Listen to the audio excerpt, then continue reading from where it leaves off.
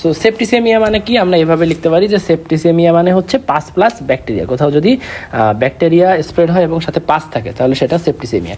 আর ব্যাকটেরিয়ামিয়া মানে কি, ব্যাকটেরিয়ামিয়া মানে হচ্ছে অনলি ব্যাকটেরিয়া। কোথাও যদি ব্যাকটেরিয়া থাকে এবং পাস না থাকে, ঠিক আছে, সেটাকে আমরা বলি ব্যাকটেরিয়ামিয়া। ওকে, এখন আসেন সেলুলাইটিস কি। তাহলে সেলুলাইটিস হচ্ছে যে কোনো কিছুর অ্যাক্টিভ ফর্ম, কোনো ইনফেকশনের active form or spreading form, ঠিক আছে, active form or spreading form. Okay, এবং এটার সাথে কি থাকবে, সেলুলাইটিসের হচ্ছে আপনার একটা সেলুলাইটিসে কি থাকবে, সেলুলাইটিসের হচ্ছে কোনো ধরনের বাউন্ডারি থাকবে না। হ্যাঁ, কোনো ধরনের বাউন্ডারি থাকবে না, মাসেল দিয়ে ঘেরা থাকবে না, ঠিক আছে, মাসেল দিয়ে ঘেরা থাকবে না, কিন্তু এখানে পাস প্রেজেন্ট থাকবে। ওকে, তাহলে আসেন সেলুলাইটিসের পরে স্পেস ইনফেকশনটা কেন লিখছি। সো স্পেস ইনফেকশনের ক্ষেত্রে কি, স্পেস ইনফেকশনের ক্ষেত্রে একটা ডেফিনেটিভ বাউন্ডারি থাকবে, সাথে পাস থাকবে, ঠিক আছে, পাস থাকবে এবং ডেফিনেটিভ একটা বাউন্ডারি থাকবে, এবং এখানের মধ্যে এই যে পাস আর ব্যাকটেরিয়াটা অ্যাকুমুলেশন আর অ্যাকুমুলেটেড হয়ে থাকবে। ওকে, সো বোঝা গেছে আশা করা যায়। ওকে, আসেন অ্যান্টিবায়োমা। তাহলে অ্যান্টিবায়োমা জিনিসটা কি, অ্যান্টিবায়োমা এখানেও পাস থাকবে কিন্তু এখানে কোনো ধরনের ব্যাকটেরিয়া থাকবে না। তাহলে এখানে কি, এখানে হচ্ছে পাস উইদাউট ব্যাকটেরিয়া। ওকে, পাস উইদাউট ব্যাকটেরিয়া, এবং এখানে যে পাসটা থাকবে সেটা কি, সেটা কেমন থাকবে, সেটা হচ্ছে এভাবে, তাহলে আমরা বলতে পারি যে sterile collection of the pus. হ্যাঁ, sterile collection of the pass.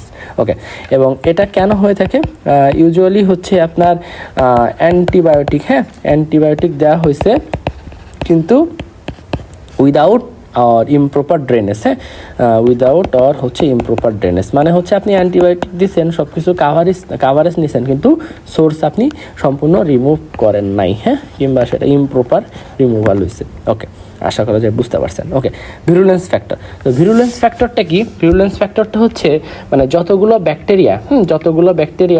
সংখ্যক ব্যাকটেরিয়া মিলে একটা ডিজিজ আপনার প্রকাশ করতে পারে, সেটা হচ্ছে ভিরুলেন্স ফ্যাক্টর এক কথায়। সো যদি আমরা এভাবে লিখি তাহলে এটা বলতে পারি যে number of minimum micro organism needed for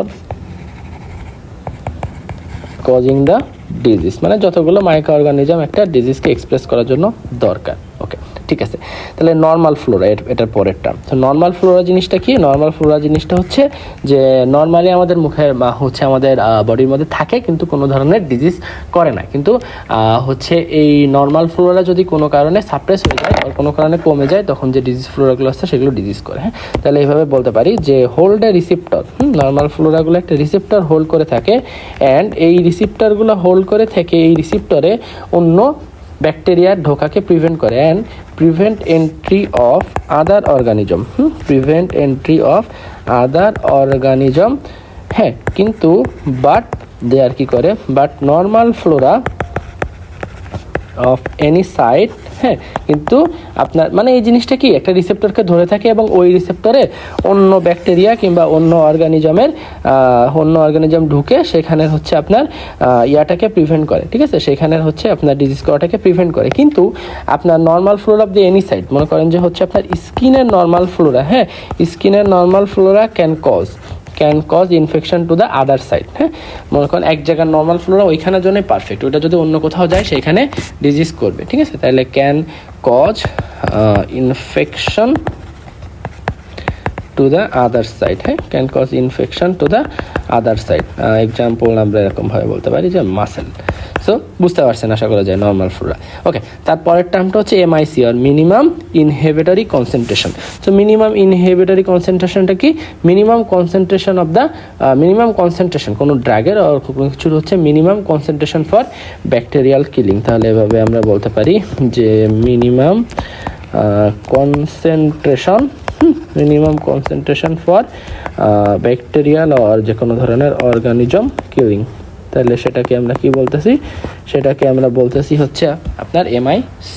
okay, so half life জিনিসটা কি? হাফ লাইফ জিনিসটা হচ্ছে half life of the drug, হ্যাঁ, বিফোর এক্সক্রিয়েটেড, মানে ড্রাগটা হচ্ছে এক্সক্রিয়েশন হওয়ার পরে, হ্যাঁ, মানে এক্সক্রিয়েশন হওয়ার আগে যতটুকু কাজ করে আর কি, হ্যাঁ, তো ওই হাফ লাইফে কিন্তু কাজ করে এবং বাকিটুকু এক্সক্রিয়েটেড হয়ে যায়, বাকিটুকু কাজ করে না। তাহলে এভাবে আমরা বলতে পারি যে half of the drug, half of the drug before excreted, half of the drug before excreted, এখানে একটা আমরা কমা দেই, works but after half excreted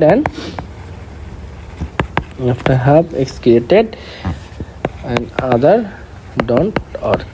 okay, so বুঝতে পারছেন আশা করা যায়, এটা হচ্ছে হাফ লাইফ। ওকে, সো লিথাল ডোজ, তারপরে আসেন লিথাল ডোজ। লিথাল ডোজ জিনিসটা কি? যে maximum dose for human that can tolerate, মানে লিথাল ডোজটা হচ্ছে মানে লাস্ট সেই ডোজটা যতটুকু আমরা নিতে পারি, আর যতটুকু খাইলে আমাদের কোনো ক্ষতি হবে না, হ্যাঁ, এটার পরে খাইলেই ক্ষতি হবে, এটা হচ্ছে লিথাল ডোজ।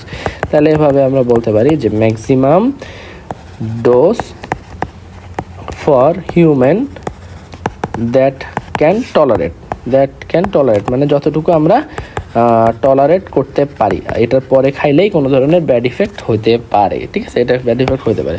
সো এক্সাম্পল এভাবে আমরা বলতে পারি যে আপনার প্যারাসিটামলের ক্ষেত্রে কত, 30 গ্রাম, হ্যাঁ, 30 গ্রাম। ওকে, আসেন বায়ো অ্যাভেলেবিলিটি।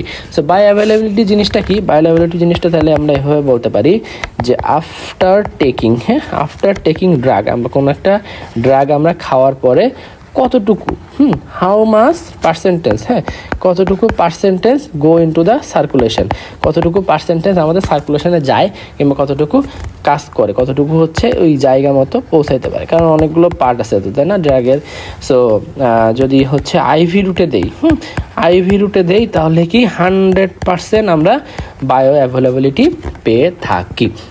সো অনেকগুলো ছোটো ছোটো টার্ম দেখলাম আমরা, আশা করা যায় বুঝতে পারছেন, এবং এই টার্মগুলো ফুল স্পেস ইনফেকশন পড়ার সময় আসবে আর কি, হ্যাঁ, সেপ্টিসেমিয়া কি, ব্যাকটেরিয়ামিয়া কি, সেলুলাইটিস কি, হ্যাঁ, স্পেস ইনফেকশন কি, অ্যান্টিবায়োমিয়া কি, ভিরুলেন্স ফ্যাক্টর কি, নর্মাল ফ্লোরা কি, এবং MIC কি, হাফ লাইফ কি, লিথাল ডোজ কি, এবং বায়ো অ্যাভেলেবিলিটি কি, আশা